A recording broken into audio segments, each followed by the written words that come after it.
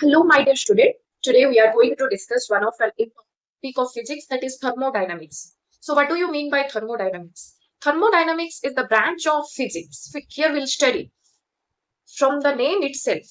We can able to know meaning of thermodynamics. That is what is evident from its name. Thermo means heat. Okay. Dynamics means motion. So it is the relationship between heat, energy, and its motion.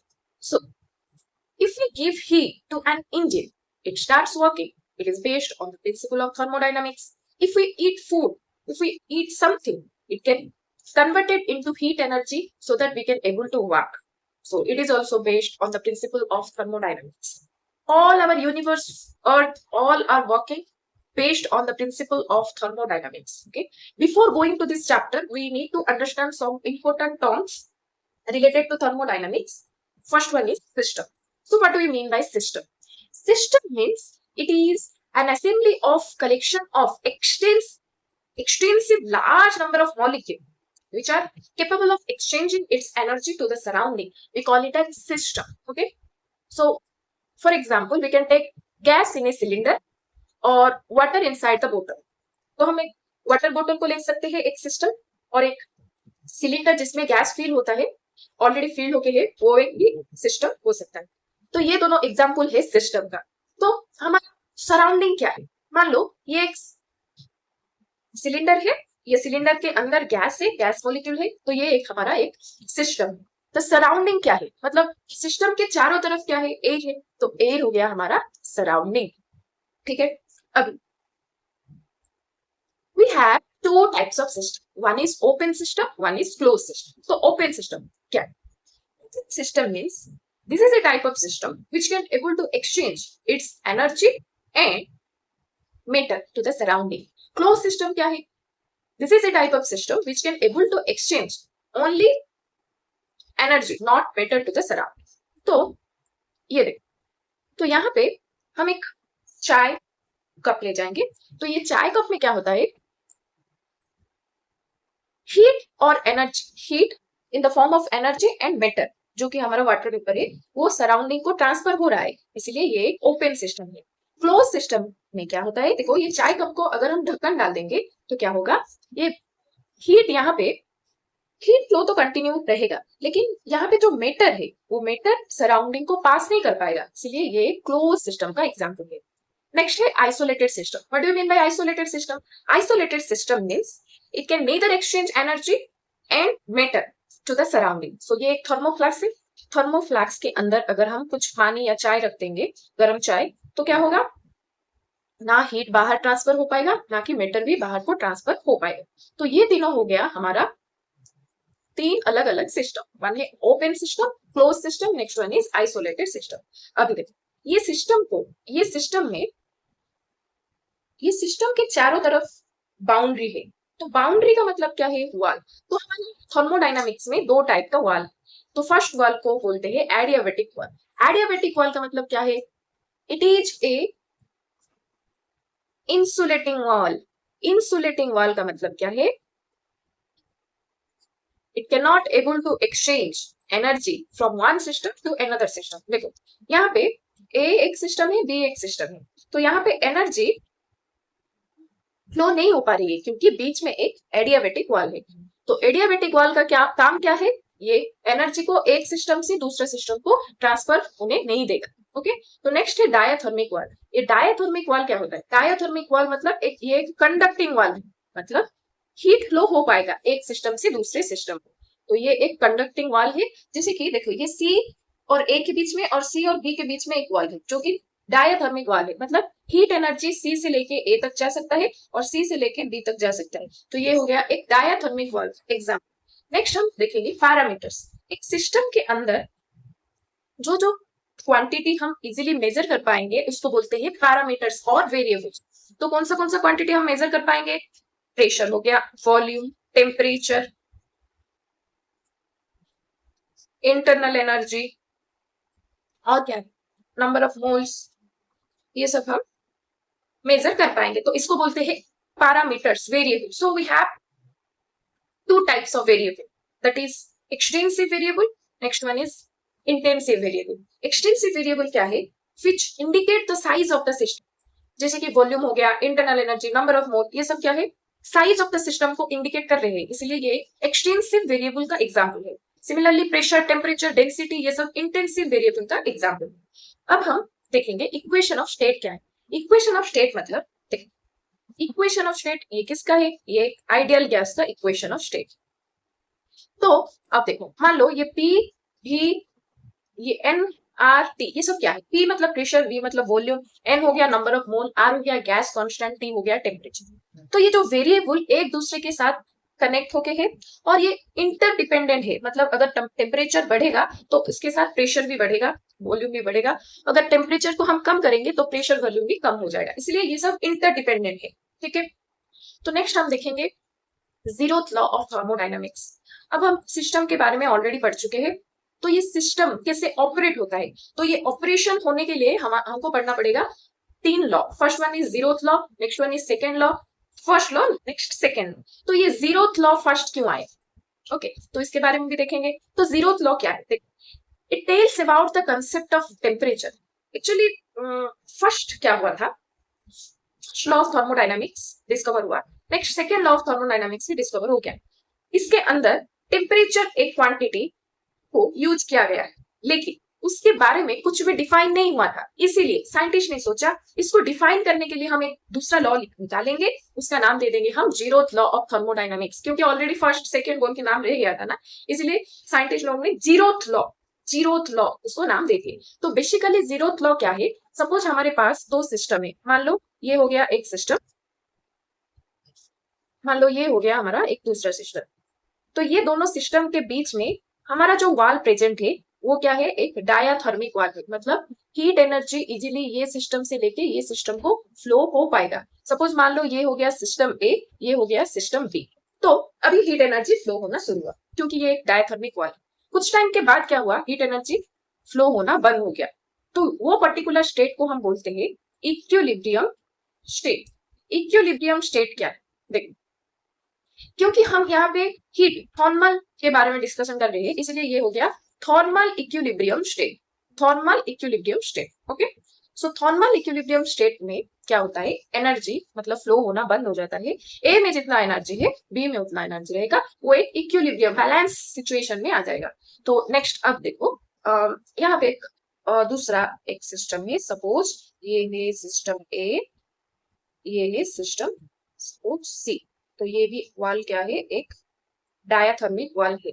मतलब heat energy आराम से ए से लेके सी तक आराम से जा रहा है. तो देखो, अब ये जीरोथ लॉ ऑफ थर्मोडायनामिक्स क्या होता है? अगर ए सिस्टम बी सिस्टम के साथ थर्मल इक्विलिब्रियम में है और यहाँ पे ए सिस्टम सी सिस्टम के साथ थर्मल इक्विलिब्रियम में है, तो हम बोल सकते हैं कि बी और सी सिस्टम भी थर्मल इक्विलिब्रियम में है. समझ में आया? If B and C are thermal equilibrium separately with system A, then we can say that B and C are thermal equilibrium with each other. Actually, देखने से ये बहुत सिंपल है. A is equal to B, A is equal to C, तो B is equal to C तो आएगा ही आएगा, इसमें कोई बड़ी बात नहीं. तो लेकिन देखो, हम गैलुसैक्स लॉ में क्या पढ़े थे? P is directly proportional to T. Gay Lussac's law, P बढ़ने से टेम्परेचर भी बढ़ेगा, टेम्परेचर बढ़ने से प्रेशर बढ़ेगा, ये हम पढ़े थे गैलुसैक्स लॉ. नेक्स्ट हम पढ़े थे V is directly proportional to temperature. मतलब टेम्परेचर बढ़ने से वॉल्यूम बढ़ेगा, ये हम पढ़े थे Charles law. P proportional to T, V proportional to T. तो P प्रोपोर्शनल टू V ये हो रहा है क्या? नहीं हो रहा है. P प्रोपोर्शनल टू 1/V, ये हमारा हो गया बॉयल्स लॉ. ये P प्रोपोर्शनल टू V कभी नहीं होगा. वैसे ये A is equal to B, A is equal to C होने से B is equal to C, ऐसे हम ये मतलब ये मेथड अप्लाई करके नहीं बोल सकते. लेकिन क्योंकि ये एक स्पेसिफिक लॉ है, इसीलिए हम ऐसे बोल पाएंगे कि ए अगर बी के साथ थर्मल इक्विलिब्रियम में है, ए सिस्टम सी के साथ थर्मल इक्विलिब्रियम में है, तो हम बोल पाएंगे कि B and C are thermal equilibrium with each other. Actually ये जो हीट एनर्जी ट्रांसफर हो रहा है एक सिस्टम से लेके दूसरे सिस्टम तक, तो ये क्या ट्रांसफर हो रहा है? टेम्परेचर ही ट्रांसफर हो रहा है ना, टेम्परेचर चेंज हो रहा है. तो ये हाई टेम्परेचर से लेके ये लो टेम्परेचर को जा रहा है. तो यहाँ पे हम एक टर्म जो कि है टेम्परेचर, इसके बारे में डिफाइन किए हैं। तो ये जीरोथ लॉ कुछ नहीं, ये इसमें हम कंसेप्ट ऑफ टेम्परेचर देखो, एक high temperature system A to एक लो टेम्परेचर सिस्टम बी को टेम्परेचर हीट एनर्जी ट्रांसफर हो रहा है। तो इसीलिए ये हम इस लॉ में टेम्परेचर को डिफाइन किए हैं, जो कि फर्स्ट और सेकेंड लॉ में डिफाइन मतलब उसको हम डिफाइन नहीं कर पाए थे, इसलिए हम ये जीरोथ लॉ में हम टेम्परेचर को डिफाइन किए हैं। तो समझ में आ गया। तो according to this law, if B and C system are thermal equilibrium separately with system A, then B and C are thermal equilibrium with each other. ये हो गया हमारा zeroth law of thermodynamics। तो नेक्स्ट इंटरनल एनर्जी। तो internal energy क्या है? Internal energy एक variable है, पैरामीटर है। तो इंटरनल एनर्जी क्या है? सपोज ये एक सिस्टम है, ये सिस्टम के अंदर हमारा बहुत सारा मॉलिक्यूल है, ये सब मॉलिक्यूल क्या कर रहे हैं? इधर उधर इधर उधर घूम रहे हैं। तो ये इधर उधर मूवमेंट होके इसका क्या हो रहा है? इंटरेक्शन हो रहा है मॉलिक्यूल के बीच में, और वो क्या कर रही है? उसका एनर्जी एनर्जी भी ये सिस्टम में इधर से उधर ऐसे ट्रांसफर हो रहा है। तो ईच मॉलिक्यूल का, ये मॉलिक्यूल का कुछ काइनेटिक एनर्जी होगा, कुछ पोटेंशियल एनर्जी होगा, वैसे ये मॉलिक्यूल का कुछ काइनेटिक एनर्जी होगा, पोटेंशियल एनर्जी होगा। तो हम सम टोटल एक सिस्टम का अगर हम टोटल एनर्जी और पोटेंशियल एनर्जी का सम करेंगे तो इसको हम बोलते हैं इंटरनल एनर्जी। इंटरनल एनर्जी मतलब it is the total energy okay contain within a system due to the microscopic activity of its molecule. तो ये हो गया internal energy is equal to kinetic energy plus potential energy. हो गया। Next, अभी internal energy को हम कैसे चेंज कर पाएंगे? तो देख, इंटरनल एनर्जी दो तरीके से चेंज होगा। तो कैसे, फर्स्ट कैसे चेंज होगा, मैं एक एग्जांपल के बाद लेके समझाती हूँ। सपोज मान लो ये एक पूरा मतलब पूरा गर्म पानी है, गर्म पानी के ऊपर और हम एक बोतल ले जाएंगे, उसके ऊपर हम एक बैलून ले जाएंगे, और बैलून क्या होगा, हम जब ये बोतल को ये गर्म पानी के अंदर डालेंगे तो क्या होगा? हीट फ्लो होना स्टार्ट होगा। हीट फ्लो होने की वजह से ये बैलून क्या होगा? इन्फ्लेट होगा, ये बैलून का साइज बड़ा होगा। ठीक है, तो हीट देने से इंटरनल एनर्जी में कैसे चेंज हुआ, इस एग्जाम्पल से पता चला। नेक्स्ट, सपोज मान लो ये वाला, इसमें क्या हो रहा है, हम ये बोतल को क्या करेंगे? प्रेस करेंगे। प्रेस करने से क्या होगा? इसमें लगा हुआ मतलब इसका लगा हुआ वो जो बैलून है, तो ये बैलून क्या होगा? धीरे धीरे क्या होगा?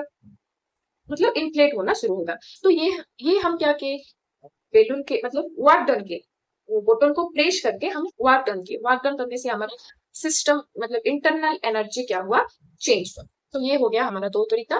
फर्स्ट हो गया हीट देके हम कैसे इंटरनल एनर्जी को चेंज करेंगे, और वर्क डन करके हम कैसे इंटरनल एनर्जी को चेंज करेंगे। ये हो गया हमारा दो एग्जाम्पल। अब हम ये चैप्टर का बहुत इंपोर्टेंट नेक्स्ट मतलब टॉपिक पढ़ेंगे, जो कि है फर्स्ट लॉ ऑफ थर्मोडायनामिक्स।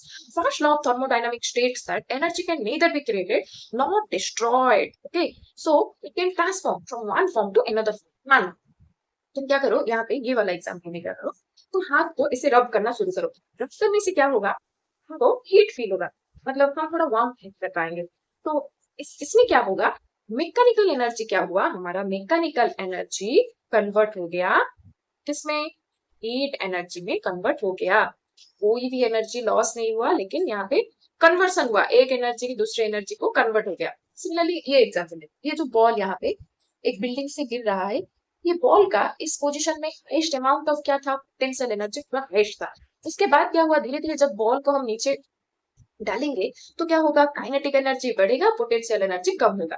तो काइनेटिक एनर्जी क्या होगा? यहाँ पे बढ़ रहा है, पोटेंशियल एनर्जी कम हो रहा है। मीन्स अभी ईच पॉइंट में क्या होगा? हमारा टोटल एनर्जी कांस्टेंट रहेगा। देख, एनर्जी क्या हो रहा है? यहाँ पे ट्रांसफर हो रहा है, मतलब देखो पोटेंशियल एनर्जी कम होके काइनेटिक एनर्जी बढ़ रहा है, कोई भी लॉस ऑफ एनर्जी नहीं हो रहा है। तो ये था हमारा फर्स्ट लॉ ऑफ थर्मोडायनामिक्स। देखो फर्स्ट लॉ ऑफ थर्मोडायनामिक्स को हम मैथमेटिकली कैसे देखेंगे। सपोज ये एक सिस्टम है, हम यहाँ पे हीट देंगे ये सिस्टम, तो क्या होगा? तो हीट ये सिस्टम को देने से दो चीज होगा, तो हीट दो चीज में कन्वर्ट होगा।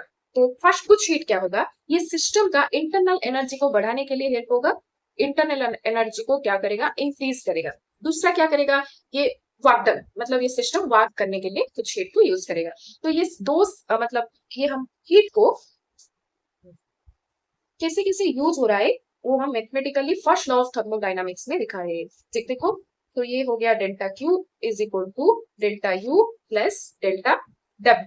तो ये हो गया amount of heat supplied which is equal to the, ये हो गया change in heat, change in internal energy, ये हो गया चेंज इन वर्क। मतलब कुछ हीट क्या हुआ, इंटरनल एनर्जी को चेंज करने में हेल्प हुआ, कुछ हीट क्या हुआ, सिस्टम का वर्क डन होने में भी हेल्प हुआ। तो ये था हमारा फर्स्ट लॉ ऑफ थर्मोडायनामिक्स। देखो फर्स्ट लॉ ऑफ थर्मोडायनामिक्स में और एक केस पढ़ेंगे। केस 1 क्या है, system undergo a process such that delta U is equal to 0। देखो तो हमारा फर्स्ट लॉ ऑफ थर्मोडायनामिक्स में delta Q is equal to क्या है, delta U plus delta W.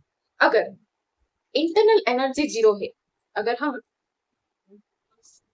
Internal energy को जीरो कर लेंगे तो हमारा हीट सप्लाइड किसके साथ इक्वल हो जाएगा, वर्क डन के साथ इक्वल हो जाएगा। मतलब हम जो भी हीट वो सिस्टम को दे रहे हैं यहाँ पे, तो ये सिर्फ वर्क डन के लिए ही यूज हो रहा है, बाकी यहाँ पे इंटरनल एनर्जी जीरो हो गया। तो सिर्फ ये एनर्जी, मतलब ये हीट सिर्फ वर्क डन के लिए ही यूज हुआ। मतलब तो सिस्टम वर्क करने के लिए जो एनर्जी हमको चाहिए वो था हमारा डेल्टा क्यू। सपोज मान लो केस 2 देखेंगे अभी। केस 2 में क्या हो रहा है, a system is a gas in a cylinder with movable piston.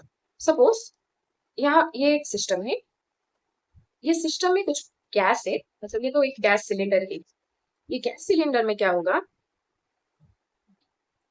हम पिस्टन को ऊपर नीचे करेंगे, ऊपर नीचे करने से क्या होगा, वर्क डन होगा। तो work done is nothing is equal to change in its volume होगा। तो वर्क करने से हमारा ये वॉल्यूम इधर बढ़ेगा नहीं तो कम होगा। अगर हम पिस्टन को नीचे डालेंगे इसे तो वॉल्यूम क्या होगा, कम हो रहा है। पिस्टन को ऊपर खींचेंगे तो क्या होगा, वॉल्यूम बढ़ रहा है। तो ये small amount of work done को हम ऐसे लिख पाएंगे P डेल्टा V।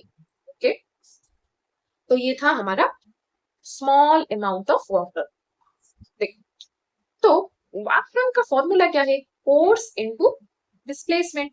तो यहाँ पे देखो फोर्स मतलब क्या है, प्रेशर इनटू एरिया। यहाँ पे डिस्प्लेसमेंट, तो डिस्प्लेसमेंट लिख लो। अब देखो एरिया इंटू डिस्प्लेसमेंट क्या है, volume. Area into displacement, area into length मतलब वॉल्यूम। तो ये हमारा आ गया W is equal to P into delta V। मतलब delta W is equal to P into delta V। ये हम इसे समझ में आ गया। अब हम देखेंगे स्पेसिफिक हीट क्या है। स्पेसिफिक हीट मतलब क्या है, it is the amount of heat okay required to raise the temperature of 1 unit of mass. Okay, so मान लो ये स्पेसिफिक हीट कैपेसिटी है। स्पेसिफिक हीट में हम पढ़े थे it is the amount of heat required to raise the temperature of the system. लेकिन ये स्पेसिफिक हीट कैपेसिटी है, मतलब it is the amount of heat required to raise the temperature of unit mass. यहाँ पे unit mass एक extra top add हो गया specific heat capacity में। तो स्पेसिफिक हीट कैपेसिटी को हम डिनोट करेंगे किसमें, स्मॉल एस में। Small S is equal to 1 by, पर मास बोला है ना, 1 by small M delta Q by delta T. तो ये हो गया हमारा क्या है, स्पेसिफिक हीट कैपेसिटी। ओके, तो स्पेसिफिक हीट कैपेसिटी का यूनिट देखो क्या होगा, यूनिट हो गया हमारा वाट का जूल, ये केल्विन इनवर्स, केजी इनवर्स। समझ में आ गया।